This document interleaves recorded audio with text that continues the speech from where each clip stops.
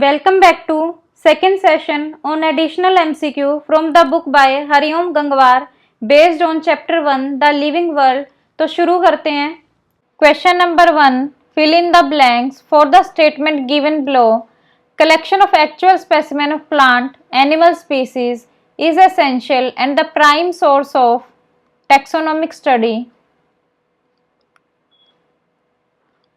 Actual specimen जैसे कि plant है या एनिमल स्पीसीज है, उनकी जो कलेक्शन है वो हमारे लिए एसेंशियल क्यों है? क्योंकि ये हेल्प करता है आइडेंटिफिकेशन में, और टैक्सोनॉमिक स्टडी जो है वो हेल्प करेगा क्लासिफाई करने में ऑर्गेनिज्म को on the basis of similarity और dissimilarities. Presence of notochord and dorsal hollow neural system are feature of कोडेटा।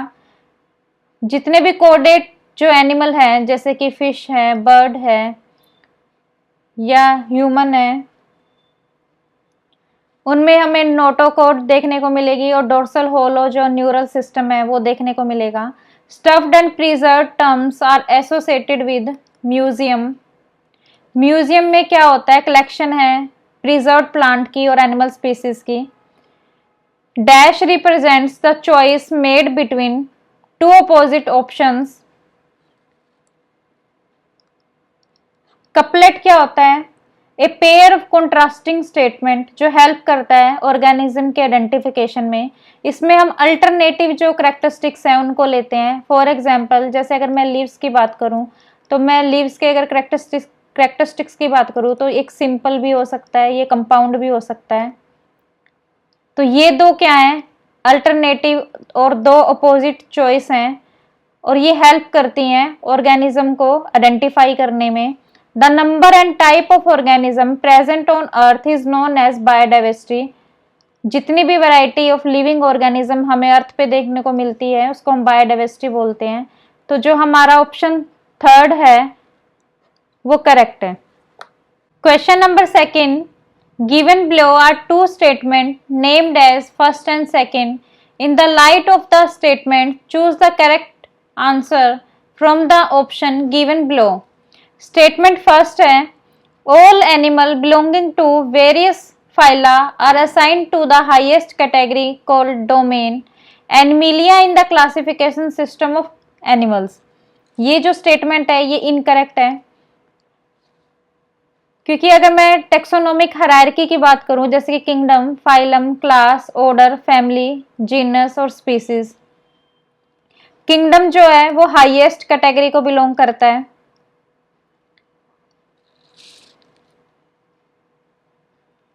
तो जो ये हाईएस्ट कैटेगरी है इसको हम एनिमल के केस में किंगडम बोलते हैं, ना कि डोमेन।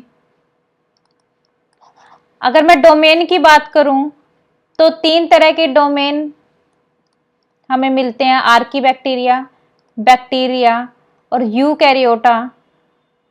जो एनिमल है वो डोमेन यूकैरियोटा को बिलोंग करते हैं, इसलिए जो ये स्टेटमेंट है ये इनकरेक्ट है।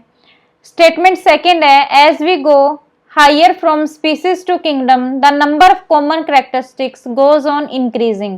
ये स्टेटमेंट गलत है, क्योंकि जैसे ही हम स्पीसीज से किंगडम की तरफ मूव करते हैं तो जो सिमिलैरिटी है वो डिक्रीज होती है ना कि इंक्रीज, इसलिए ये स्टेटमेंट भी इनकरेक्ट है। तो हमारा करेक्ट ऑप्शन रहेगा fourth. Question number 3, taxonomical hierarchy was firstly given by Linnaeus. Which of the following categories are not used by Linnaeus? Linnaeus ने जब ऑर्गेनिज्म को क्लासिफाई किया था तो उन्होंने डिफरेंट कैटेगरीज में ऑर्गेनिज्म को प्लेस किया था। जो उनकी कैटेगरीज थी वो थी kingdom, class, order, genus, species. उन्होंने इन कैटेगरीज को यूज किया था क्लासिफाई करने के लिए। फाइला, फैमिली और वैरायटीज को उन्होंने यूज नहीं किया क्लासिफिकेशन के लिए। जो अदर टैक्सोनॉमिस्ट थे उन्होंने बाद में ऐड किया फाइला को, फैमिली को और वैरायटीज को। तो हमारा जो करेक्ट ऑप्शन रहेगा वो रहेगा option A. Question number 4, which of the following is correctly matched without exception in regard to plant classification family Poaceae. तो जो फैमिली है उसमें हमें एक्सेप्शन देखने को नहीं मिलेगा। फॉर एग्जाम्पल अगर मैं फैमिली की बात करूं, सोलेनेसी, फैबिएसी, इनका जो सफिक्स है वो ACI से एंड हो रहा है और यहाँ पे कोई भी एक्सेप्शन नहीं है, तो जो ऑप्शन ए है वो करेक्ट है। डिवीजन है टेरिडोफाइटा, हर जो डिवीजन है प्लांट का वो फाइटा से एंड नहीं होता। एक्सेप्शन की बात करूं तो जैसे कि एंजियोस्पर्म। थर्ड है क्लास ब्रायोप्सिडा, हर जो क्लास है वो इस सफिक्स से एंड नहीं होती, for example dicotyledon. Genus solanum, हर जो जीनस है प्लांट स्पीसीज का वो इससे एंड नहीं होगा, फॉर एग्जाम्पल जैसे कि मैंगीफेरा। तो हमारा करेक्ट ऑप्शन रहेगा option A. Question number 5, national botanical research institute situated in, correct option है A Lucknow, Uttar Pradesh, India. Question number 6, for studying and understanding language of honey bee the scientist who was awarded Nobel prize was, Karl von जो Frisch हैं उन्हें Nobel prize receive हुआ था क्योंकि उन्होंने जो honey bee के वेगल डांस है उसकी डिस्कवरी की थी, इसलिए जो करेक्ट ऑप्शन रहेगा वो रहेगा option C. Question number 7, the term biology was given by, जो करेक्ट ऑप्शन है वो है ऑप्शन डी, लेमार्क और जो ट्रेविरेनस थे उन्होंने टर्म बायोलॉजी दी थी, ऑप्शन जो डी है वो करेक्ट है। Question number 8, N ancient Greek philosopher and scientist who is still considered as one of the greatest thinker in politics, psychology and ethics. He is also called father of biology, zoology and science. Correct option है option D, Aristotle. Question number 9, a Greek peripatetic philosopher and pupil of Aristotle who studied at Athens under Aristotle. He was a scholar, botanist, biologist and physicist.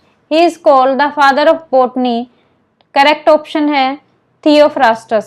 Question number 10, the science of dash is called biology. तो biology क्या है? Study of life forms and living processes को हम biology बोलते हैं, तो हमारा correct option रहेगा option D. Question number 11, in the word biology suffixes, suffix का मतलब होता है जो वर्ड के एंड में यूज होगा, और बायोलॉजी में क्या एंड में यूज हो रहा है? लॉजी जो है वो सफिक्स है जिसका मतलब होता है टू स्टडी, तो हमारा करेक्ट जो ऑप्शन है वो है option C. Question number 12, who is referred to as father of modern botany, father of जो मॉडर्न बॉटनी है वो है ब्रूनफेल्स, तो ऑप्शन जो सेकंड है वो करेक्ट है। Question number 13, a doctor observed a patient lying in coma in trauma center virtually supported by machines which replaced heart and lungs.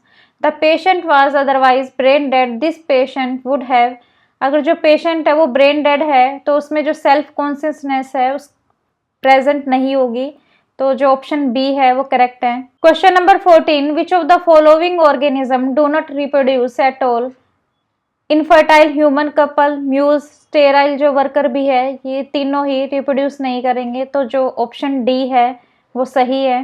Question number 15, the most obvious and technically complicated feature of all living organism is metabolism, cellular organisation, consciousness, ये तीनों ही living organism की defining property है, लेकिन जो most complicated है वो है कॉन्शियसनेस, मतलब कि जो ऑर्गेनिज्म है वो इन्वायरमेंट को रिस्पॉन्स करेगा, तो जो ऑप्शन थर्ड है वो करेक्ट है। Question number 16, match the column first and second and choose the correct combination from the options given below. Budding जो है वो रिप्रोडक्शन का एक टाइप है जो ईस्ट में प्रेजेंट होता है। Growth from outside defining feature है नॉन लिविंग ऑब्जेक्ट का। Multiply by fragmentation filamentous algae. Reproduction in unicellular organism synonymous होता है ग्रोथ के साथ में, तो जो ऑप्शन सी है वो करेक्ट है। क्वेश्चन नंबर 17 है, the non defining feature of living beings is that cellular organisation, metabolism और रिस्पॉन्स टू एक्सटर्नल स्टिमुलाई है, ये तीनों ही डिफाइनिंग फीचर है लिविंग ऑर्गेनिज्म के, लेकिन जो रिप्रोडक्शन है वो नॉन डिफाइनिंग फीचर है लिविंग ऑर्गेनिज्म का, तो जो ऑप्शन सी है वो सही है। Question number 18, all living organism present past future are linked to one another by the sharing of. जितने भी लिविंग ऑर्गेनिज्म हैं वो चाहे प्रेजेंट के हो, पास्ट के हो या फ्यूचर के हो, वो एक दूसरे से लिंक है क्योंकि कहीं ना कहीं वो जेनेटिक मटेरियल को शेयर करते हैं। और जो ये जेनेटिक मटेरियल है वो वेरी करता है। डिग्री ऑफ सिमिलैरिटी है वो स्पीसीज टू स्पीसीज भी वेरी करती है। वो डिपेंड करता है कि कोई ऑर्गेनिज्म एक दूसरे से कितना क्लोजली रिलेटेड है। तो ऑप्शन सेकंड जो है वो करेक्ट है। Question number 19, multiplication by fragmentation is observed in which of the following organism. Algae, fungi, protonema जो मोसिस है वो मल्टीप्लाई करते हैं फ्रेगमेंटेशन से। फ्रेगमेंटेशन क्या होता है, इसमें ऑर्गेनिज्म जो है वो पीसेस में डिवाइड होगा और हर एक जो पीस है उसमें एबिलिटी होती है कि वो न्यू ऑर्गेनिज्म में डेवलप हो पाए। तो जो ऑप्शन 1 है वो सही है। Question number 20, who was awarded with triple crown of biology. जो करेक्ट ऑप्शन है वो है अर्नेस्ट मेयर। इन्हें 3 अवार्ड मिले थे। पहला था बाल्जन प्राइज 1983 में। जो सेकंड था इनका वो था इंटरनेशनल प्राइज फॉर बायोलॉजी इन 1994। जो इनका थर्ड था वो था क्रैफोर्ड प्राइज इन 1999।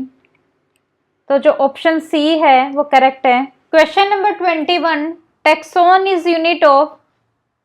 टैक्सोन जो है वो रैंक है किसी भी टैक्सोनॉमिक हायरार्की का। जैसे कि 7 कैटेगरीज है हमारे पास, kingdom, phylum, class, order, family, genus और स्पीसीज। हर जो कैटेगरी है वो रैंक को रिप्रेजेंट करती है। तो जो हमारा ऑप्शन डी है, taxon is a unit of taxonomy, वो करेक्ट है। Question number 22, select the correct statement. Biological names are generally in Greek and written in italics. ये स्टेटमेंट इनकरेक्ट है क्योंकि जो बायोलॉजिकल नेम्स है वो लैटिन में होते हैं ना कि ग्रीक में। Family comprises A group of related species which has more characters in common. ये स्टेटमेंट जो है वो इनकरेक्ट है क्योंकि फैमिली जो है ग्रुप ऑफ रिलेटेड जेनर है ना कि species. Triticum aestivum comes under the order sapindales. ये भी इनकरेक्ट है क्योंकि ट्रिटिकम जो एस्टिवम है वो ऑर्डर पोएल्स को बिलोंग करता है ना कि सेपिनडेल्स को। Families like convolvulaceae and solanaceae are included in the order polemoniales mainly based on floral characters. ये स्टेटमेंट करेक्ट है। तो ऑप्शन जो डी है वो सही है। Question number 23, the keys are based on the contrasting characters generally in pair called couplet. Option जो D है वो करेक्ट है। Question number 24, key is a taxonomical aid used for identification of plant and animals based on the dissimilarities only. तो जो option second है वो सही है। Question number 25, for identification of organism there is requirement of laboratory and field studies. जो option जो D है वो करेक्ट है।